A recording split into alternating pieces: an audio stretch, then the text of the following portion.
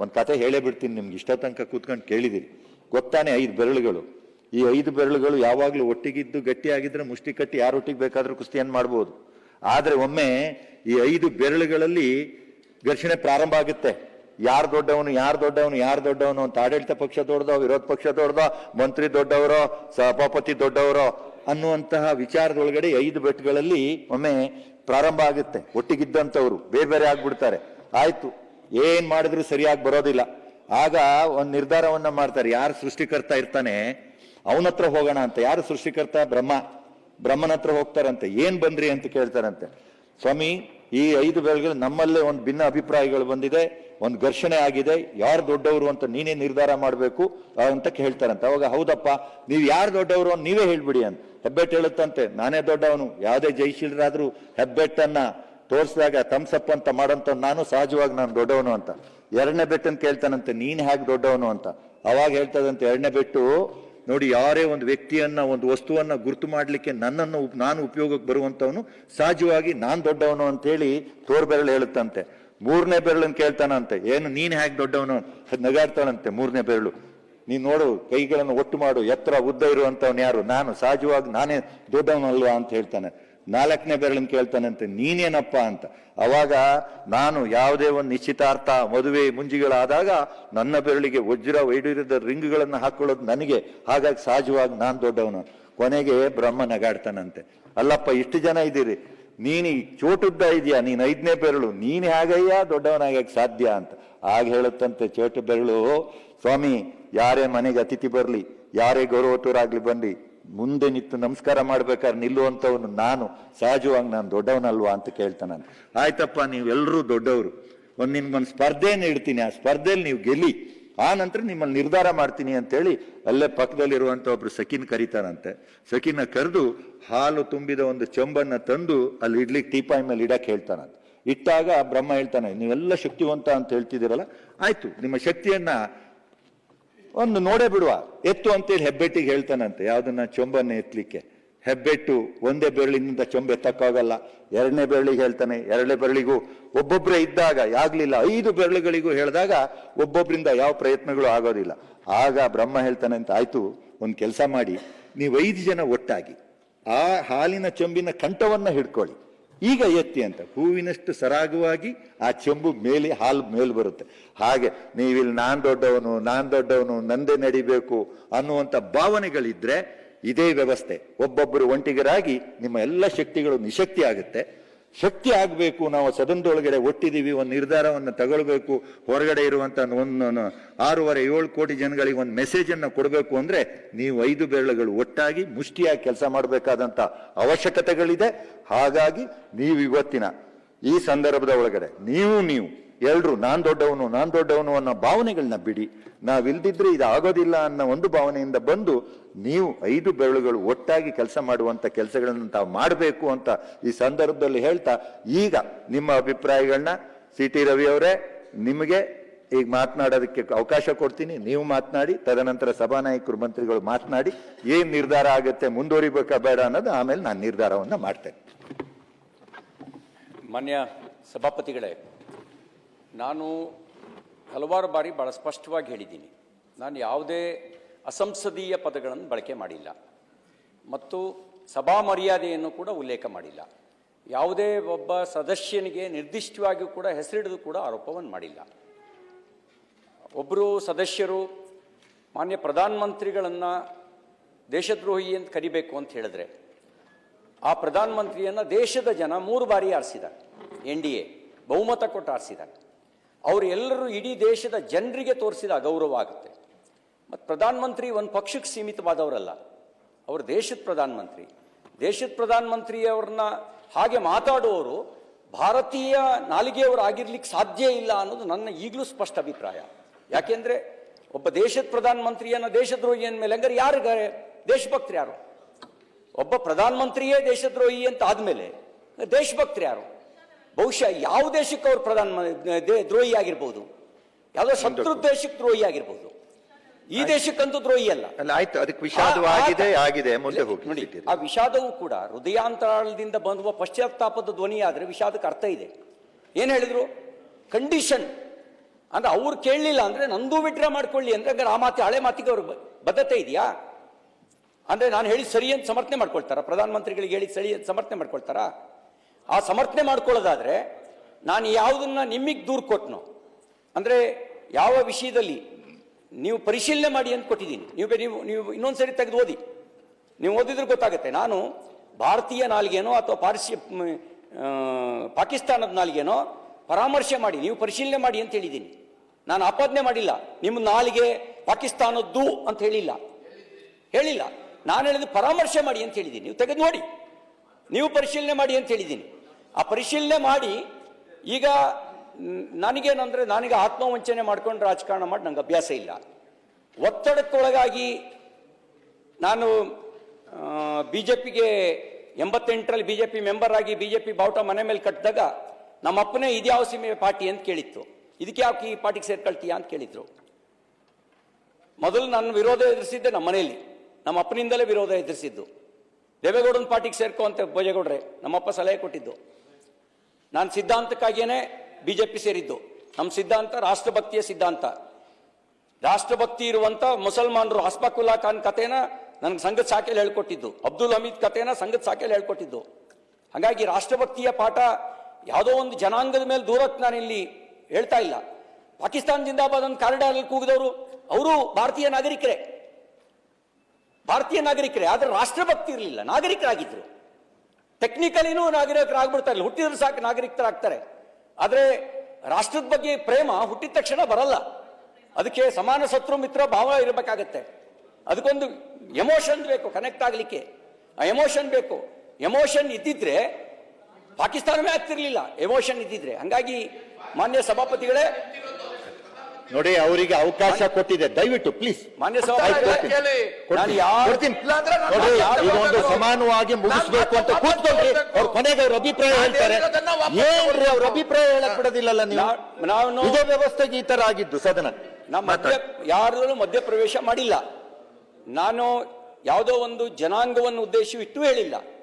ನಿಮಗೆ ಪೀಠಕ್ಕೆ ವಿನಂತಿ ಮಾಡಿದ್ದೀನಿ, ಗೌರವ ಕೊಟ್ಟು ಪೀಠ ಪರಾಮರ್ಶೆ ಮಾಡಬೇಕು. ಭಾರತೀಯ ನಾಲಿಗೆ ಹಂಗೆ ಹೇಳಕ್ ಸಾಧ್ಯ. ಈಗಲೂ ನಾನು ಆ ಮಾತಿಗೆ ಬದ್ಧ. ಭಾರತೀಯ ನಾಲಿಗೆ ದೇಶದ ಪ್ರಧಾನಮಂತ್ರಿಯನ್ನ ದೇಶದ್ರೋಹಿ ಅಂತ ಕರೆಯಲ್ಲ, ದೇಶದ್ರೋಹಿ ಅಂತ ಕರೆಯಕ್ ಸಾಧ್ಯನೂ ಇಲ್ಲ. ಅಂದ್ರೆ ಅವ್ರನ್ನ ಕರೆಯೋದು ಅಂದ್ರೆ ಅವ್ರನ್ನ ಆಯ್ಕೆ ಮಾಡಿದ ಜನರಿಗೆ. ರಾಹುಲ್ ಗಾಂಧಿಗೆ ದೇಶದ್ರೋಹಿ ಅಂತ ಈಗ ಸಂಪಿತ್ ಪಾತ್ರ ಅವ್ರು ಹೇಳ್ಬೋದಾ? ಬಿಜೆಪಿ ಸ್ಪೋಕ್ಸ್ ಪರ್ಸನ್ ತೋರ್ಸಲ್ಲ ನಾನು ನೋಡಿ. ನಾನು ಈ ಸದನದ ಬಾಧ್ಯತೆ ಇರೋದು, ಈ ಸದನದಲ್ಲಿ ನಡೆಯುವ ವಿಚಾರಗಳಿಗೆ ಈ ಸದನದ ಬಾಧ್ಯತೆ ಇರ್ತಕ್ಕಂಥದ್ದು. ಹೊರಗಡೆ ಕೆಲವರು ಈ ದೇಶದಿಂದ ಹೊರಗಡೆ ಹೋಗಿ ದೇಶದ ವ್ಯವಸ್ಥೆ ಬಗ್ಗೆ ಬಾಯಿ ಬಂದಂಗೆ ಮಾತಾಡಿದ್ದಾರೆ. ಚರ್ಚೆ ಮಾಡೋಕ್ಕಾಗಲ್ಲ. ಮಾನ್ಯ ಸಭಾಪತಿಗಳ ಈ ಹಿನ್ನೆಲೆಯಲ್ಲಿ ನಾನು ಯಾವುದೇ ರೀತಿಯ ಅಗೌರವ ತೋರುವ ರೀತಿಯಲ್ಲಿ ಯಾವ ವ್ಯಕ್ತಿಯನ್ನು ಉದ್ದೇಶಿಸಿ ಮಾತನಾಡಿಲ್ಲ. ಪೀಠಕ್ಕೂ ಕೂಡ ನಂಗೆ ಗೌರವ ಇದೆ. ಪೀಠಕ್ಕೆ ನಾನು ವಿನಂತಿ ಮಾಡ್ತೀನಿ, ನಾನು ಹೇಳಿದ್ದನ್ನು ಪರಾಮರ್ಶೆ ಮಾಡಿ, ನಾನು ಹೇಳಿದ ವಿಷಯವನ್ನು ನೀವು ಪರಾಮರ್ಶೆ ಮಾಡಿ. ಆ ಪರಾಮರ್ಶೆ ಮಾಡಿ ಆ ರೀತಿಯ ಭಾರತೀಯ ಮನಸ್ಸುಗಳು, ಭಾರತೀಯ ನಾಲಿಗೆ ದೇಶದ ಪ್ರಧಾನಮಂತ್ರಿಗೆ ಮೇಲೆ ಆಪಾದನೆ ಮಾಡಲ್ಲ ಅನ್ನೋದು ಈಗಲೂ ನನ್ನ ಬಲವಾದ ನಂಬಿಕೆ. ಹಾಗಾಗಿ ಆ ಬಲವಾದ ನಂಬಿಕೆ, ಆ ಹಿನ್ನೆಲೆಯಲ್ಲೇ ಪೀಠಕ್ಕೆ ನಾನು ವಿನಂತಿ ಮಾಡಿದ್ದೇನೆ. ಪೀಠ ಪರಾಮರ್ಶೆ ಮಾಡಲಿ. ನನಗೆ ಗೌರವ ಇಟ್ಟು ಪೀಠಕ್ಕೆ ಮತ್ತು ಸದನದ ನಿಯಮಕ್ಕೆ ಗೌರವ ಇಟ್ಟೇ ನಾನು ಹೇಳ್ತಾ ಇದ್ದೀನಿ. ನಾನು ಮಾಡದೇ ಇರೋ ತಪ್ಪಿಗೆ ವಿಷಾದ ವ್ಯಕ್ತಪಡಿಸೋದು ಅದು ಆತ್ಮವಂಚನೆ ಆಗುತ್ತೆ. ಆತ್ಮವಂಚನೆ ಮಾಡಿಕೊಂಡು ಸದನದಲ್ಲಿ ಒತ್ತಡಕ್ಕೊಳಗಾಗಿ ಒತ್ತಡದ ಕಾರಣಕ್ಕೆ ತುಟಿಯ ಮಾತನ್ನ ಹೇಳಲಿಕ್ಕೆ ನಾನು ತಯಾರಿಲ್ಲ.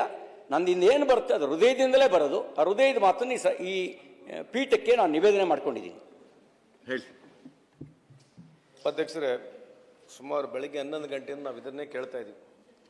ಭಾಳಷ್ಟು ಸದಸ್ಯರು ಎಲ್ಲರೂ ಮಾತನಾಡಿದ್ದಾರೆ. ಈ ಪಾರ್ಲಿಮೆಂಟರಿ ವ್ಯವಸ್ಥೆಯಲ್ಲಿ ಹಿಂದಲ್ದ ವಾಜಪೇಯಿ ಸಾಹೇಬರು ಯಾವ ರೀತಿ ನೇರು ಬೈದಿದ್ರು ಅವೆಲ್ಲ ಇದಿರ್ತಕ್ಕಂಥದ್ದು ಭಾಳ ಪಾರ್ಲಿಮೆಂಟಲ್ಲಿ ಸ್ಫೋಟಿವ್ ಆಗಿದೆ.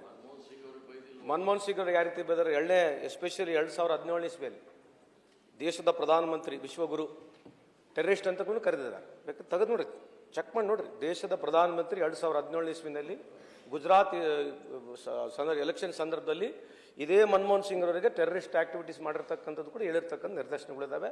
ಸೋನಿಯಾ ಗಾಂಧಿ ಅವರಿಗೆ, ರಾಹುಲ್ ಗಾಂಧಿ ಅವರಿಗೆ, ನೆಹರು ಅವರಿಗೆ ಬಾಯಿ ಸಿಕ್ಕಂಗೆ ಬೈದಿರ್ತಕ್ಕಂಥ ನಿದರ್ಶನ ಹಲವಾರಿದ್ದಾವೆ. ಏನು ಬೇಕಿದ್ದು ಹೇಳಿರ್ತಕ್ಕಂಥ ಭಾಳ ಇದಾವೆ. ಇದ್ರ ಬಗ್ಗೆ ಚರ್ಚೆ ಬೇಡ, ಲೆಟ್ ಸ್ಟಾಪ್ ಹಿಯರ್ ಓನ್ಲಿ.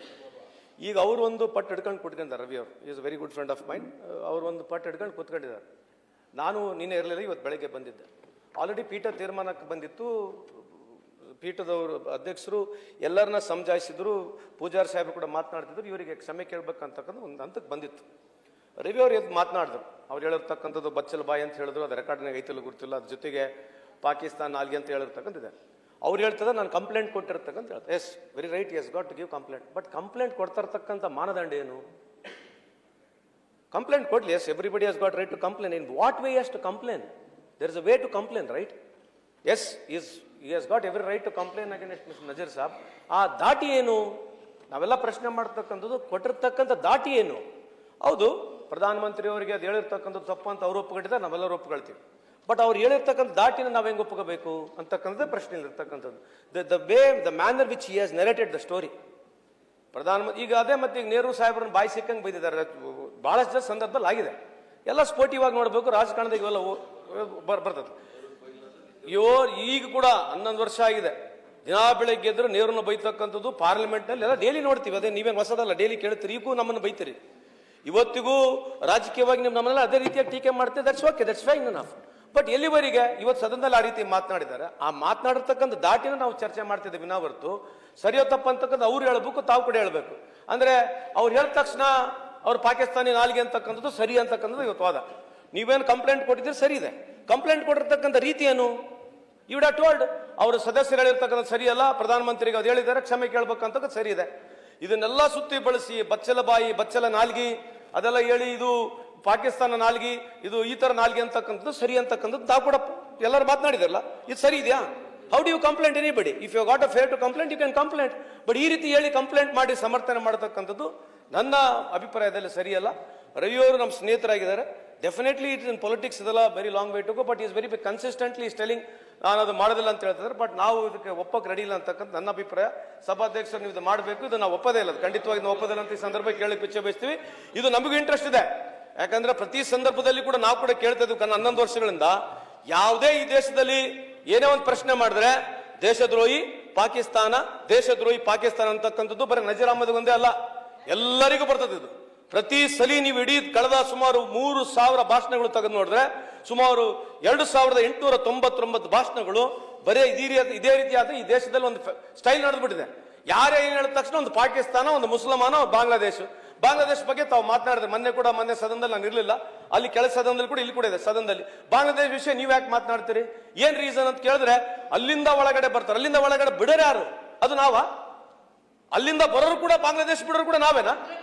ಅದೇ ಚರ್ಚೆ ಆಗ್ಬೇಕಲ್ಲ, ಯಾಕೆ ನೀವು ಮಾಡ್ಬಿಡೋ ಚರ್ಚೆ? ಈಗ ಅಲ್ಲ, ಯಾಕೆ ಅದನ್ನ ಚರ್ಚೆ ಮಾಡಿ, ಇಲ್ಲಿ ಆ ವಿಚಾರ ಬಂದಾಗ ಚರ್ಚೆ ಮಾಡಿ. ನಿಮ್ಗೆ ಯಾಕೆ ಕೇಳಿದ್ರೆ ತಕ್ಷಣ ದೇಶದ್ರೋಹಿಗಳು ಏನ್ರಿ ಇದು? ಎಲ್ಲಿವರೆಗೆ ಸಂತೋಷ್ ಲಾಡ್ ಅವರೇ, ಈಗ ಸದನ ನಡೆಸಬೇಕಾದ್ರೆ ಏನು ಅನ್ನೋದನ್ನ ಹೇಳಿ ಆಮೇಲೆ ನಾನು ಸಭಾನಾಯಕರಿಗೆ ಅವಕಾಶ. Thank you. ಸಮಾಪ್ ಮಾಡ್ತಕ್ಕಂಥಷ್ಟೇ. ಅವರು ಏನ್ ಕಂಪ್ಲೇಂಟ್ ಹೇಳಿದ್ದಾರೆ ಅದು ಎಚ್ ಕೆ ಪಾಟೀಲ್ ಸಾಹೇಬ್ ಹೇಳಿರ್ತಕ್ಕಂಥ ರೀಸನ್ ಅಲ್ಲಿ ಒಂದು ಪ್ರೊಆಕ್ಟಿವ್ ಆಗಿ ತರ ಮಾತನಾಡಿರ್ತಕ್ಕಂಥ ಕಂಪ್ಲೇಂಟ್ ಇದೆ. ಅದು ಪ್ರೊಗೇಟಿವ್ ಅಂತ ಮಾಡಿರ್ತಕ್ಕಂಥ ಮಾತನ್ನ ಕರೆಕ್ಟ್ ಆಗಿದೆ. ಅದು ಹೇಳಿರ್ತಕ್ಕಂಥ ದಾಟಿ ಸರಿ ಇಲ್ಲ ಅಂತಕ್ಕಂಥ ನಮ್ಮ ವಾದ ಇದೆ. ದಯಮಾಡಿ ಅವರು ಇದನ್ನ ಹೇಳ್ತಕ್ಕಂಥದ್ದು ಇಲ್ಲ ಅಂದ್ರೆ ಇದು ನಾವು ಸಭಾನಾಯಕರು ನೋಡಿ, ಈಗ ಅದನ್ನೆಲ್ಲವನ್ನು ಕಡತದಿಂದ ಪೀಠ ಏನು ಮಾಡಬಹುದು ಅಷ್ಟು ಕೆಲಸವನ್ನ ಮಾಡಿದೆ. ಇದರಿಂದ ಮೀರಿ ಪೀಠ ಮಾಡ್ಲಿಕ್ಕೆ ಏನು ಆಗಲ್ಲ. ಯಾಕೆಂದ್ರೆ ನನ್ನ ಅಧಿಕಾರ ವ್ಯಾಪ್ತಿ ಒಳಗಡೆ ಇದನ್ನ ಮೀರಿ ನಮ್ಗೇನು ಮಾಡ್ಲಿಕ್ಕೆ ಇಲ್ಲ. ಹಾಗಾಗಿ ಅದನ್ನೆಲ್ಲವನ್ನು ಸಂಪೂರ್ಣವಾಗಿ ಕಡತದಿಂದ ತೆಗೆಸಾಕುವಂತ ಕೆಲಸವನ್ನ ಪೀಠ ಮಾಡಬಹುದು. ಹಾಗಾಗಿ ಆ ಕೆಲಸ ಮಾಡಿದೆ. ಅದರಿಂದ ಮೀರಿ ಸಭಾನಾಯಕರೇ, ಕೊನೆಯದಾಗಿ ನೀವು ಇಲ್ಲ ಕಾನೂನು ಮಂತ್ರಿಗಳೇ ಮಾತಾಡಿ. ಫೈನಲ್ ಆಗಿ ಸಭಾನಾಯಕರು ಹೇಳ್ತಾರೆ. ಅಧ್ಯಕ್ಷರೇ, ಮಾನ್ಯ ಪೂಜಾರವರು, ಮಾನ್ಯ CT ರವಿ ಅವರು ಭಾಳ ಸ್ಪಷ್ಟವಾಗಿ ಹೇಳಿದರು. ಪೀಠ ಏನು ಹೇಳ್ತದೆ ಅದನ್ನು ಕೇಳ್ತೀವಿ, ಪೀಠಕ್ಕೆ ಮನವಿ ಮಾಡಿದ್ದೀವಿ. ಅದೆಲ್ಲ ನಿನ್ನೆಯಿಂದ ಚರ್ಚೆ ಆಗ್ತಾನೆ ಇತ್ತು. ಇವತ್ತು ಮುಂಜಾನೆಯಿಂದ ಚರ್ಚೆ ಆಯಿತು. ಪೀಠ ಒಂದು ನಿರ್ಣಯಕ್ಕೆ ಬಂದಿದೆ. ಪೀಠ ಏನು ಹೇಳ್ತು, ನನಗೆ ಕ್ರಮ ತೆಗೆದುಕೊಳ್ಳೋದಕ್ಕೆ ಇದರೊಳಗೆ ಈ ನಿಯಮಾವಳಿಗಳೊಳಗೆ ನಿಯಮಾವಳಿಯೊಳಗೆ ಅವಕಾಶ ಇಲ್ಲ. ಅದಕ್ಕೆ